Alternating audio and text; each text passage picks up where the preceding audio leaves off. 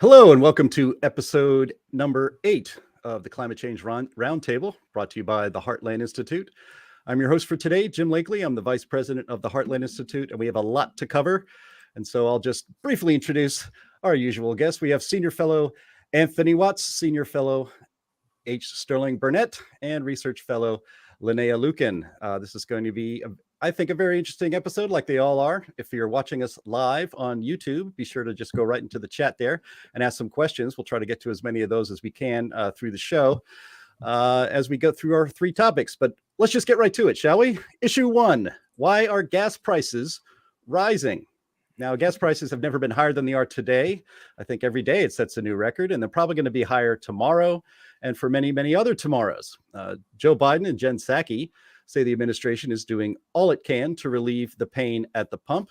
They touted a plan to release 30 million barrels, I believe, of oil from the Strategic Petroleum Reserve. They also say that there are more than enough leases for the oil companies to enjoy, and they scoff that that there are 9,000 leases that have not yet been used by them. I'm going to play a clip here in a minute, but I'll just throw it right to you, Linnea. You posted a piece at climaterealism.com about how even Elon Musk, who would have had a lot to gain from an all-electric transportation future, would benefit from the Biden agenda. But he's also wants to drill, baby, drill, he might say. So I want you, Linnea, to kind of first address the supposed 9,000 leases that the greedy oil companies. I think Jen Psaki said, what, they don't have enough money to drill for oil now?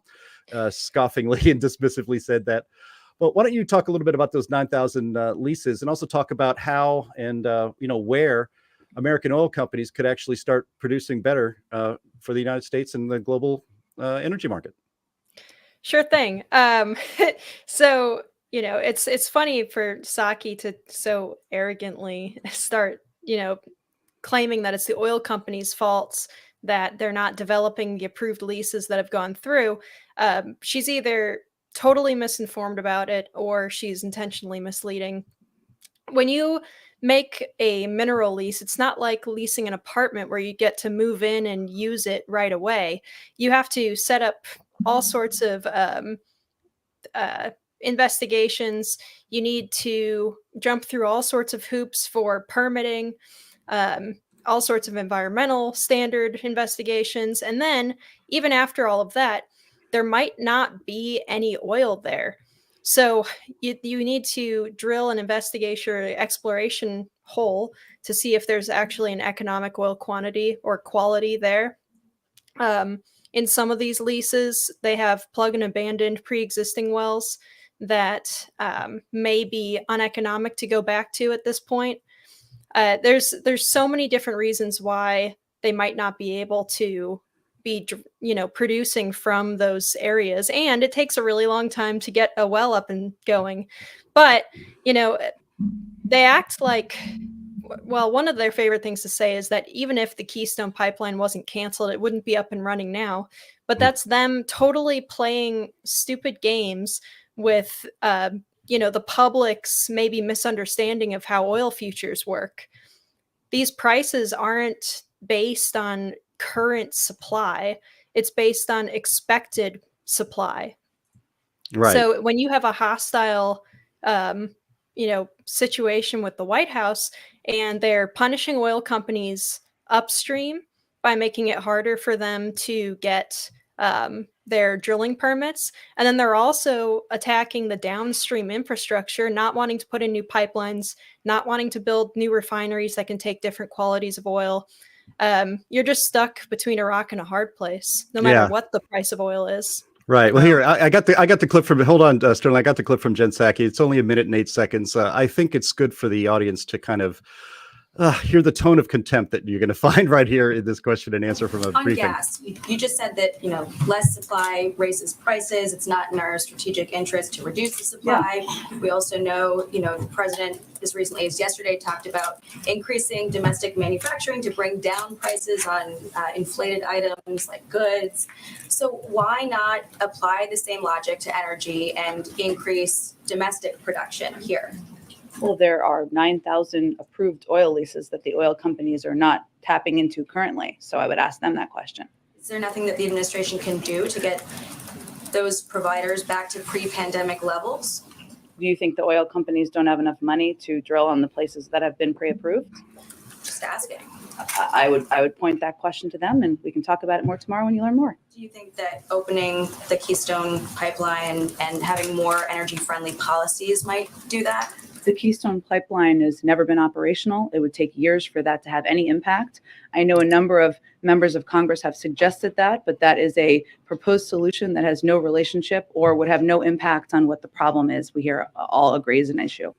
He says his first order of business will be balancing. Now, those seem like pretty reasonable questions to me, and they seem like pretty unreasonable answers to me. Comment. Well, she's defending her position in an unreasonable way is what it boils down to. No, it's not unreasonable. It's dishonest. She lies. First off, there aren't 9,000. There's about 7,000. Secondly, as Linnea said, leasing an area is only the first step. Currently, this administration is sitting on 5,000 permits to begin drilling on those leases. So there's all but 2,000 of the leases extended that they've got permits for drilling pending, and they've been pending for more than a year. So whose fault is that? They could approve those tomorrow. They didn't. Concerning her lies about the Keystone, look, the Keystone, there was only one small segment left. The one segment that the federal government had to approve and finally approved. And that segment would have been built 830,000 barrels a day, more than 130,000 barrels more oil would be flowing through that now, because it wouldn't have taken a decade to get that one small segment operational. All the other segments have been built in less than a decade. And that would displace, or could have, at least in theory, supplanted every barrel of Russian oil plus more than 120,000 more. So it was lie piled upon lie and throwing it back on somebody else as if they don't know what they're talking about, when it's Psaki who either doesn't know what she's talking about or just doesn't care about the truth. Yep. Anthony, you just shared this chart with me to put up on the screen. This is from Gas Buddy, which I think is going to be a very popular website for the next foreseeable future. But you can see that how gas prices have risen. This is the 18-month average retail price of a gallon of gasoline in the United States, and you can see that in 2020, the fall of 2020, we were under $2.31 a gallon, around $2.10, and now it's shot up like a rocket just in the last month. Right. And, from what I've been reading, the environmentalists are just giddy about it because they get this idea that, well, golly, gas is so expensive, people are going to rush right out and buy electric cars, because that's going to save the planet and be cheaper and all that stuff. But I mean, I read a comment on, I think it was Facebook, and it hit home. And basically it says, I've never seen anything more tone deaf than someone suggesting that, someone like a single mom with 2 kids who's trying to survive on $30,000 a year, just rush right out and buy an electric car that's going to cost $70,000 to $90,000. It's just not going to happen. Yeah. And importantly, there's not enough vehicles to replace all the vehicles on the road being manufactured. And she said, we want to bring back manufacturing. We want to increase manufacturing here at home. How are we going to power that manufacturing without oil and gas? It ain't going to be powered by wind and solar and, unicorn farts. That's not how you power a modern industrial system. You know who's tried that? Germany. 7 straight days of no wind for Germany. Their factories are shutting down. They're telling their people they're going to have to be cold because they can't get Russian gas. They're opening new import terminals. They're reopening coal-fired power plants. Wind and solar don't power modern economies. Yeah, it kind of reminds me of what happened to Texas last year. The wind stopped, the stuff froze up. It's crazy. They are purposely hamstringing the economy and the vitality of the United States, chasing this climate goal. And that's what the Biden administration has said again and again. We're really going to chase that climate goal. The problem is that China and India and the rest of the world, that's in the development process, that's building coal plants, using petroleum and so forth, they're just saying, they're basically laughing at us. They're moving on. And we just had a report this week. that the amount of emissions that came out in 2021, carbon dioxide emissions, reached a new record high, even though during that time the United States reduced its emissions. So what are we gaining? Nothing. We're not solving anything. Yeah. Well, Linnea, it's funny. I had a clip, and you have to get up early in the morning to get the proper clip because the Biden administration's stories keep changing, right? So I played a clip on another podcast from back in November when our energy secretary, who had no background in energy policy at all, before she was appointed that by Joe Biden, Jennifer Granholm, laughing, putting her head back and cackling at the idea that this is back in November when I think the price of gasoline in Sturgis, Michigan, she was interviewed on CNBC, was $2.89. And that was considered really high. And that could be really troublesome for middle class and poor people in Michigan. And she just threw her head back and laughed when asked, what is your plan to get more American oil and gas online to help alleviate these prices? And she just thought it was the funniest thing she'd ever heard in her life. And then just yesterday, I think it was, she was again she was giving a speech, I believe, at some location on Wednesday. And she was imploring the American oil producers to get on war footing like the rest of us, to start getting oil back into the back into the system. It's like, which is it, guys? Are we going to? Do you want the American? Can American oil producers actually help alleviate the gasoline price crisis right now, or can't they? Because Jen Psaki said no, and then the administration's own energy secretary a few days later says yes. What's going on? Well, like I said, they're trapped between two different fronts, and not to mention the social one for eliminating production. So you've got upstream financial sector that normally would fund these kinds of production and exploration projects that are being encouraged to pursue ESG score type of funding and divestment from fossil fuels. So on the one hand, you're not getting enough funding for a lot of these projects, especially for the smaller mom and pop companies that would be developing in Texas and other land jobs usually. And then you've also got the administration saying, no, we're not going to approve a lot of these permits that you have. And the ones that you do have, we've got all these new regulations for methane emissions and all sorts of stuff that are piling on you. We're telling you that we're going to increase the amount of royalties that you need to pay to the federal government for producing on federal land.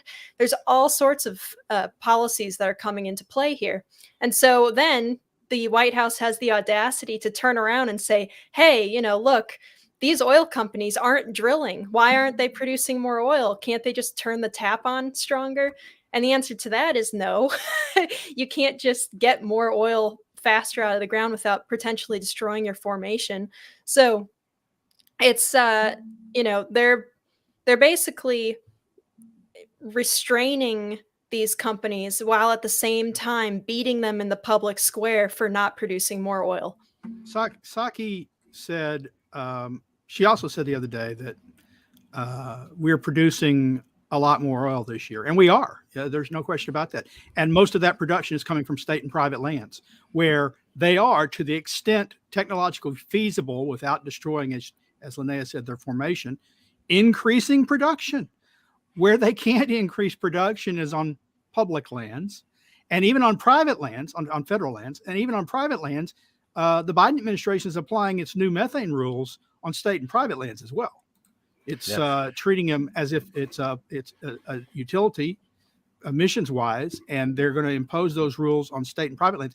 So they're raising at the same time as they are on private and state lands, increasing production.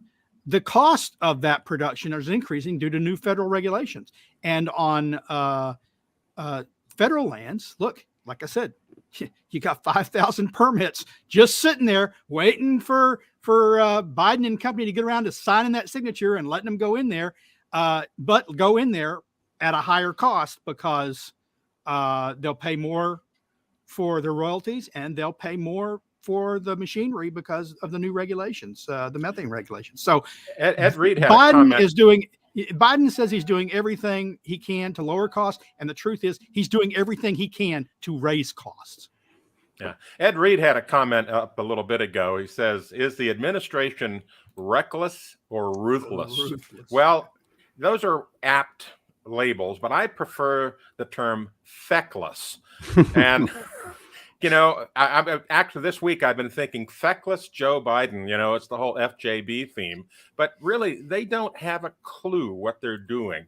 They're just flailing about, throwing out policy, you know, hoping something sticks and works. They don't really have a good plan anywhere. And as a result, we have turmoil and haphazardness all throughout the country because they just don't know what they're doing. Right. Well, I want to go ahead, Sterling. I think that's too kind, Anthony. Biden, I'm convinced you're right. This is a family show, Sterling. No, Biden, you're right. I'm convinced doesn't know what he's doing, and probably Granholm doesn't know what she's doing.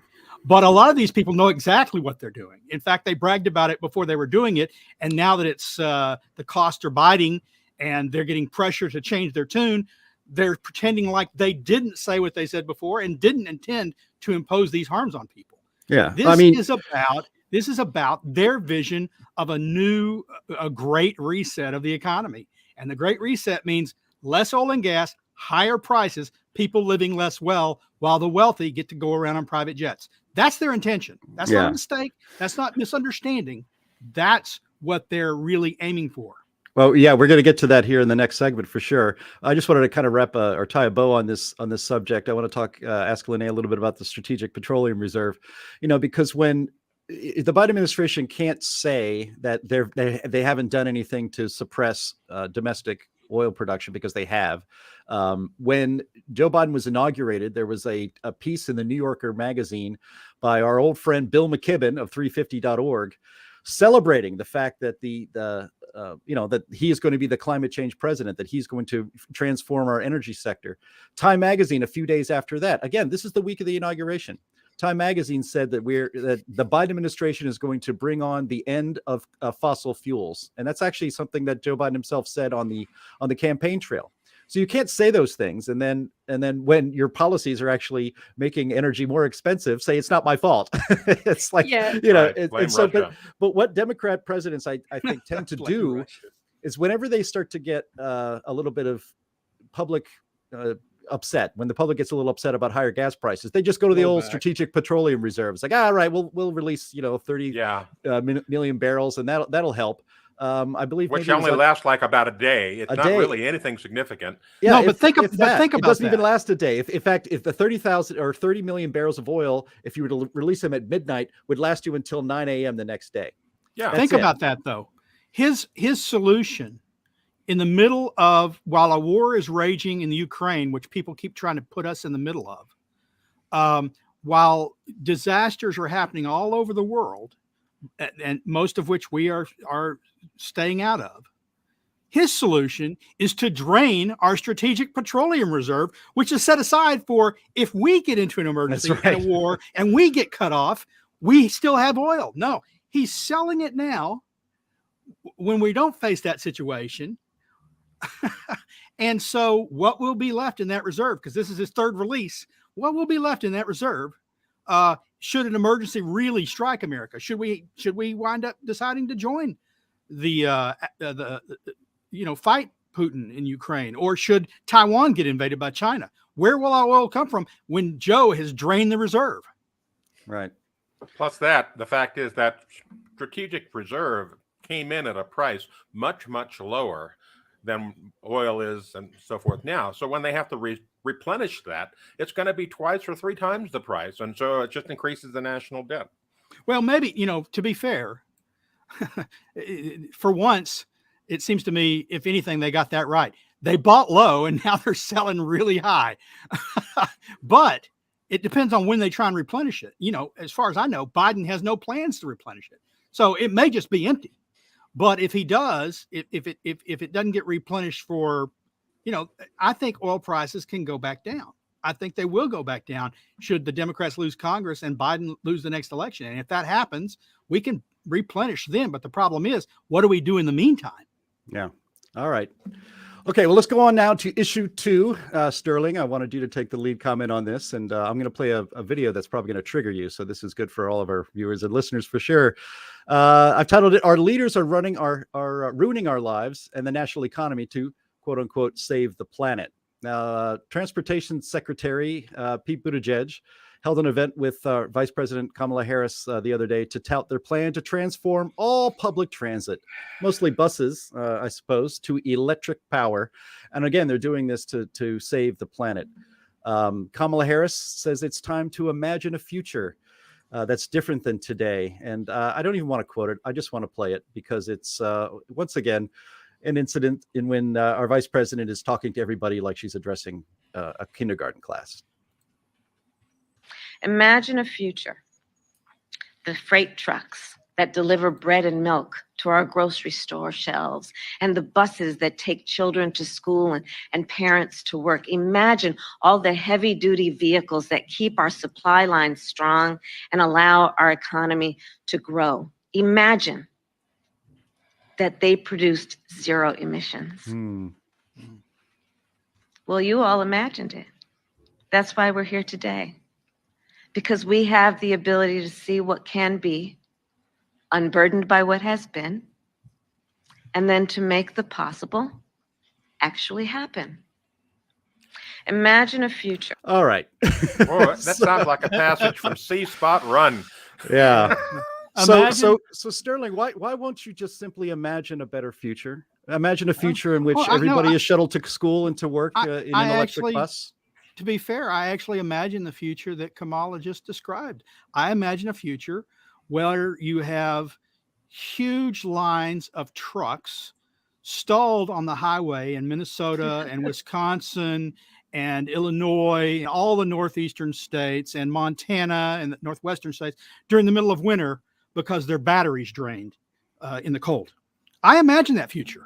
I imagine a future where electric school buses stall before they can get kids all picked up. So they're standing in the snow in winter, and then they don't get them to school because the charge ran out before rural school buses, especially, were done picking people up. I imagine that future. We don't have to imagine that future. They have bought electric public buses. They have bought electric public school buses.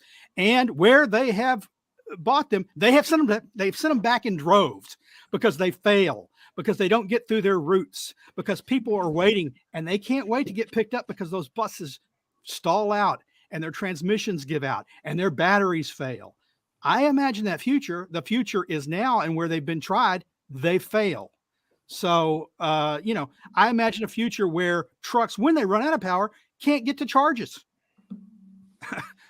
You can talk about all these charging stations that Biden is going to build, but you can only charge a few trucks at a time. They take up a lot of space. So you got all those others sitting out there on the highway, just blocking traffic, waiting to charge if they've got a fast charger, which takes 30 minutes. I don't know many places I go where it takes me 30 minutes to fill up, but 30 minutes, they get a 20 to 80% charge. That's a future to imagine. Yeah. Especially if your power lines are down. And so they're not even sending electricity to the charging stations. Yeah.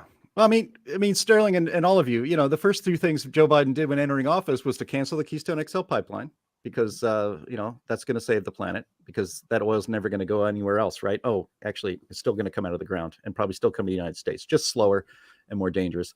But he also, got America back into the Paris Climate Accord, despite the fact, as everyone on this podcast knows, we were actually doing better than all of our peers in Europe when it came to reducing CO2 emissions. If that's something you care about, I technically really don't. But, this administration seems obsessed, Anthony, with leading the way, right, among nations to an all electric zero emissions future. It seems to get Kamala Harris pretty excited, to be honest. That's not what's going to happen. Even if we were to lead the way, is it really the case that other countries would be as foolish as we? Well, the biggest problem with leading the way right now is infrastructure. I mean, take California, for example. Now, California has been leading with electric vehicles, increasing the usage of them. But the infrastructure of California's electric grid is failing, and they shut it off now on a semi-regular basis to prevent fires. And so imagine this. You live in a rural to forest interface area, like one of the foothill communities, east of Los Angeles, let's say, and you drive your Tesla home overnight, but you forget to plug it in because you're carrying in groceries or something, right? All right. So now they shut it off. They shut off your power because wildfire danger, and a wildfire erupts, and you can't charge your vehicle to get the hell out. This is the kind of scenario that's happening, and the problem is that there's simply not enough infrastructure to support converting even like 15% of the country to electric vehicles. There's not enough physical power infrastructure available, to going through neighborhoods and communities and so forth to support all that extra load. They haven't done the math on this. They are just chasing the unicorn of the future. That's all they're doing. Anything to add to that, Linnea? It's just that it's supposedly also infeasible just in terms of the materials that would be required for all current vehicles on the road to be converted to electric, or for all of them to become electric cars. I read a study once, and I can't verify it on the show live here, but that said that it was actually with current production rates and current mining rates of rare earth elements, it would actually be impossible to convert even all the cars just in England to all electric. So I think that when you start talking about the distances and the sheer quantity of vehicles on the road somewhere like the United States, it's a worse than pie in the sky. It's just not going to happen. All they're going to do is make life more miserable for us and make it even less affordable to travel. Because for now, you can hop on the road and drive. I drive regularly from Louisiana to South Carolina to visit my parents. And that drive, I fill up 3 times. I'm dreading doing that again in another couple weeks with the way gas prices are. But it's not going to be too much cheaper to fly. It's you're going to get into the situation where it's going to be people like John Kerry and the Obamas and Bidens and all of those types of people who are able to jump in a jet and fly somewhere, while the rest of us are stuck wherever it is that we live. Vacations are going to rapidly become unaffordable for a lot of people because of this. It's all around. It's increasing the disparity between, our leaders and us. How's that for a future to imagine? I mean, yeah, imagine a future where we're walking everywhere. That's what they really want. Well, and I was joking. And so we can't, and because you can't walk to South Carolina, you can't visit your parents. Too bad for you. Imagine the future where we're huddling around a fireplace for warmth because our heaters don't kick on, the electric's out, and we don't have gas anymore because you can't have a gas hookup in many cities. So that's the future she is designing. And I think Anthony said it best. It's the physics. We've gone from a power system. I've said it before. I'll say it again. We've gone from a power system designed by engineers to a power system designed by politicians who don't care about engineering. Yeah, I mean, there was a term I came across while getting ready for this show today. An author referred to it as ideological electricity, which is a pretty darn good term, because it's certainly not reliable electricity. It's really kind of imaginary electricity. On the In the Tank podcast from the Heartland Institute just yesterday, and Linnea was on that as well. You have to point out that the electricity future that they have in mind, I think, is we're supposed to be net zero by, is it 2030 or 2050? It might as well be 2250, because that's just not going to happen. But we don't have the infrastructure for this. We don't have.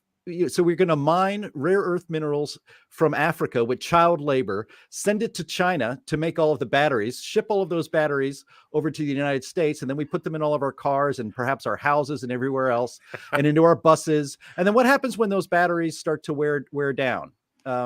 And then they're not as efficient anymore. And so, you were promised to be able to go 500 miles, right, on one charge. And then, but after 6 months, a year, the charge on that battery only gets about maybe 70% charge now. And so now you can't go 300 miles. You can only go about 180 miles. And so your life just starts to shrink and shrink and shrink. We don't have, as Linnea pointed out, if we were to do everything right now, if we had all the materials, we still couldn't electrify just Great Britain. How are we going to be able to do that in the United States? It's completely, it's madness, and it seems purposeful, and we're being punished. Mark Mills wrote a great paper on this for the Manhattan Institute that I advocate people look at, and he calls it magical thinking. He actually takes you through the physics of what it would take to do certain things, of like net zero by 2035 or 2050, how much batteries it would take, what it would take as far as to do airplanes, to do the electric grid. He takes you through all that, and he calls it magical thinking, not imaginary. It's believing that because you say it, you wave your hands and say abracadabra, it's going to happen. Meanwhile, I'd like to point out, Jim, I sent you a link. You've seen the show Jay Leno's Garage. Well, most people don't realize this, that while Joe Biden and his administration are talking about getting everybody converted to electric cars, the president drives a Corvette and does burnouts with Jay Leno. Can you bring that up, Jim? Yeah, I got it right here. The hypocrisy is just rank. Yeah, it's just unbelievable. It's the let them eat cake sort of a moment that's been going on this week about electric cars and so forth, where they're just talking about, well, you all go buy electric cars and I'll keep my Corvette. I think that we're maybe kind of using the wrong term when we say hypocrisy, because I really think it's hierarchy. I think that they believe that they're entitled to getting to continue the kind of standard of living that they're used to, while the rest of us have to change. John Kerry said as much. Kills me. When he was called out for taking a private jet somewhere, he says, "I'm important." He said that, "I'm important." By comparison, I guess nobody else is. That guy needs to be retired. He really needs to stop opening his mouth, because he has been putting his foot in it so many times the last 2 weeks alone. I actually, for a while there, forgot. Yeah, I forgot that he exists for a little bit there, and then gold-plated foot and mouth disease. Yeah. Yeah. Well, I guess we'll end the segment with maybe an exit question, and that's, when does the magical thinking end? I mean, there has to come a time, shouldn't there come a time when reality smacks the environmental leftists that control our government right now right in the face? Or are they really just going to take us over the cliff, and we're going to see a lot more misery, economic misery, and power shortages and all of that stuff for as long as this guy's president? I've dealt with a lot of environmentalists, and one thing in common with them is they really don't have an understanding of mechanics, electricity, or physics. They don't get any of that. Most of their motivations, their thinking, their drive is based on feelings and interpretation of those feelings. Facts, mathematics, physics doesn't really enter into their thinking process. And as a result, they just move on to the next fantasy. Oh, well, we didn't have enough electricity. Well, we'll come up with something else, or we just need more windmills, or we need more solar panels, or whatever. We need electric boats to ship those batteries from China, that kind of thinking. They don't go through the whole logic and mathematics process to see that it doesn't work. Once again, I agree that that's true. They've got no understanding of that stuff. But I think that it's more than that. The environmental left is committed to making us live less so well. They admire China's one-child policy. They admire governments, authoritarian governments that restrict the way people live, and they want that for us. Now, they won't get it. The people deep in the bowels of the bureaucracy won't get it. And I think what it'll take for the politicians to get it is for them to no longer be in office. That we have elections coming up. And if they're turned out in droves, I think whoever's left behind may get a little bit of it if they want to stay in office. But the people that run these organizations that support these radical policies, the advisors that support these radical policies, they're either profiting from this so-called transition, or they're just true believers and really socialists. They just want to take over, and so they don't care how much people suffer. Right. Okay. Well, on that happy note, let's try the third subject the third issue for today. Maybe it'll brighten up a little bit. And this is right up your alley, Anthony Watts, because I want to talk about the What's Up With That essay contest. And is there really a climate crisis? A Greta Leap Forward. Now, Anthony, at What's Up With That, which, by the way, listeners and viewers, is the leading climate website in the world, you recently had a contest asking your many readers to, quote, write the best arguments against the theory of man-made catastrophic global warming that would convince your neighbors that there is no climate crisis. Your winner in the professional category was a reader named Jim Kelly for an essay titled The Greta Leap Forward. He should probably won it just for that, but his essay was also good. The opening of the winning essay is a tribute to your work on What's Up With That and the respect it has gained from readers over many years. Before I open the floor to you, I just want to read a little bit from Jim Kelly's piece. He writes that, quote, he used to accept that anthropogenic global warming posed a real threat since that was the consensus. But he decided to put his, quote, stack of physics degrees and actually read to good use and actually read the reports of the United Nations Intergovernmental Panel on Climate Change. And he found them wanting. He found that the UN IPCC reports didn't, quote, read like science. In fact, the reports, quote, reversed the scientific method. He found a lot of confirmation bias in these reports. And as a scientist himself, he sensed, quote, a bureaucrat peering over the scientist's shoulder, demanding edits to his scientific findings to meet the needs of the presentation. So with that as a setup, and I'll put it up here on the screen, Anthony, I think an essay contest in that regard is a great idea. And certainly your readers are energetic about something like that. But bring us through a little bit why you picked Jim Kelly's essay as the winner and why. Well, first, let me go back and say that we started this contest back in November, and we had a number of entries. And we had 3 different categories. We had people that are professionals, physicists, engineers, and the like. And then we had just the general public, anybody could enter. And then we had students. And surprisingly, we did not have one entry from a student. And, we thought about this in detail, and we're going to open that contest back up again. But, we think a lot of it has to do with the fact that the students are just outright smashed with peer pressure. They're afraid to speak out, even the ones that, think about this deeply, because they're going to get a lot of blowback from their peers or their professors, their teachers, and so forth. So it's a hard sell for the students. But as far as, picking Jim Kelly's, well, we had an independent panel of judges that ran all of the things in the essays through a scoring system. And his turned out right on top.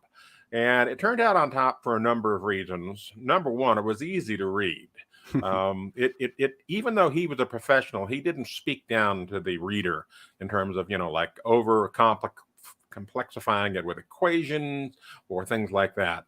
And he basically sorted out, this is what really is going on in the back scenes of this thing. When he talks about the bureaucrat looking over the shoulder of the scientist and say, hey, change that over there, change that line, change that word. Really, that's essentially what's happening.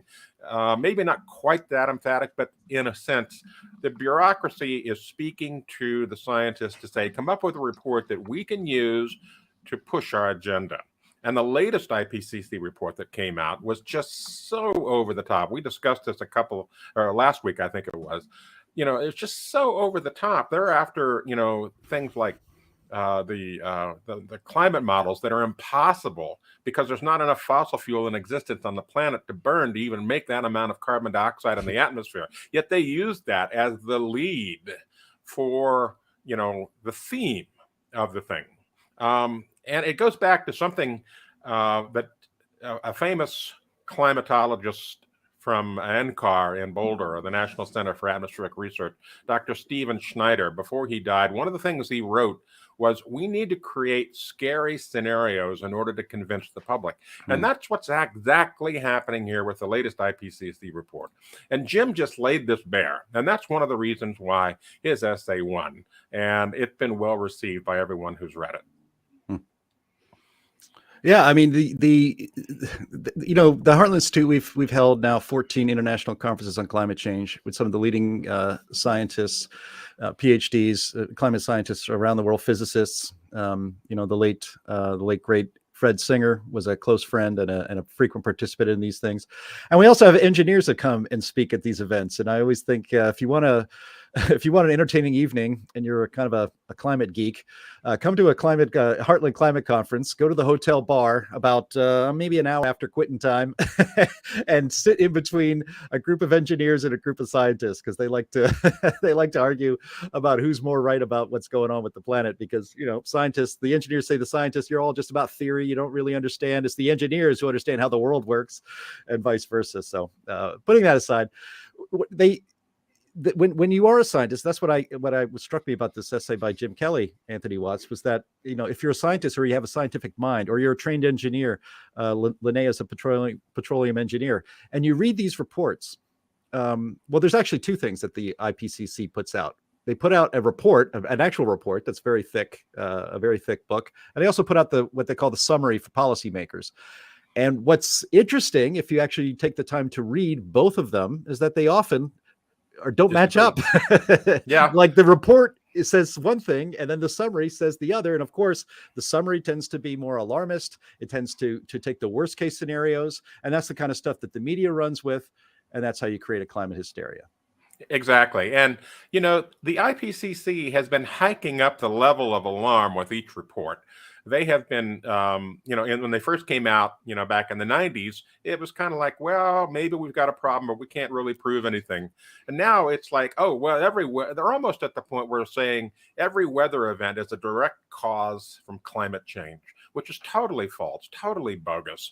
And they can't find any attribution on hurricanes. They can't find any attribution on tornadoes. That doesn't stop them, though, from spiking the media into saying these things. They provide the media with just enough little tidbits for the media to run with it and make their own conclusions from this. And those conclusions are often just completely flat wrong. Weather's not getting worse. The weather is one of the biggest things about weather, and its reporting and the media kind of linking it to climate change, is that you see all kinds of things in the media now where, disaster. There's a disaster a day literally happening somewhere on the planet from weather. It's just the way it's always been. But we've got so much more reporting now than we had 30 years ago when the climate issue first started coming up. You think about it, 30 some years ago, we didn't have a weather channel. We didn't have 24/7 news. We didn't have this internet everywhere. We didn't have millions of people out there with cell phone cameras being able to capture some kind of weather or disaster event on a moment's notice and then emailing it to CNN. None of that stuff existed. So now we have so much more of that, where it's so much easier to report on a severe weather or disaster event that it seems like it's getting worse, but it's not. This stuff has always happened, always been there, and it's just getting reported more because the ease of reporting and coverage has increased dramatically. Yeah, I mean, just to take one data point, tornadoes, F5 tornadoes, the strongest tornadoes. We have better technology today to discover those and to report them and to log them in a book, and to say how many tornadoes we have than we did in the 1970s. Yet since the 1970s, the trend of strong tornadoes wreaking havoc in the Midwest and anywhere in the United States has actually been steadily going down, despite the fact that it's easier for us to see them all now than it was before. Right. The advent of Doppler radar in 1992 made reporting and finding smaller tornadoes much better. We're able to see the F0s and the F1 type tornadoes where we couldn't before. Out in the middle of flyover country, in the middle of Iowa in the cornfields, there would be a tornado pop down that was just maybe a small one, and it would go unnoticed because there's just swaths of corn everywhere or whatever. The same thing for other unpopulated places. Now, Doppler radar catches those things. And there's chase teams that are looking at Doppler radar, trying to find tornadoes to photograph. And so we see more of them. Storm chasing was much harder in the past when you had a buckboard and horses. They couldn't keep up with everything. Now you've got people in trucks and fast vehicles. A whole different technology. Yeah, I want to see electric vehicles chase tornadoes. That's what I want to see. Yeah, good luck to you when your electric vehicle's almost out of power, when your battery's almost out of power, and you got an F5 in your rear view mirror. That's gonna be. I want to see John Kerry and his ilk in an electric vehicle heading towards a tornado. That's what I want to see. That's what you want to see if you don't want to ever come back. So I don't know what you're saying there, Sterling. That's probably I not didn't very say good. I was putting them in there. I All just right. said, a man can Yeah. dream. Okay. Well, I think this might do it for the show today. I think it's been a great conversation. I want to thank everybody on YouTube that was watching live. You can catch us every Friday at noon Central Time. It would be mostly these three people here, and probably not myself, but Andy Singer is the usual host. But the Heartland Institute's the leading think tank, global think tank, actually, on climate realism. And so I think it's important for us to continue this public communication to not just fans of the Heartland Institute, but others as well. So be sure to share this video, give it a like, and help spread the word. And maybe we'll see you next Friday at noon Central Time. I have an exit question for each of my guests, though, or each of the panelists here. How high do you think a gallon of gasoline will be by the end of 2022? What's going to be the biggest number someone's going to see anywhere in the country? I know, Anthony, you're from California, so that's probably going to be the highest. But what do you think is going to be the peak? Well, we should write this down and then revisit it later to see who's right or who's closest. But I think that we're going to see $12 in California. And I think that we're going to see something approaching 10 in the rest of the country before things start going down. Wow.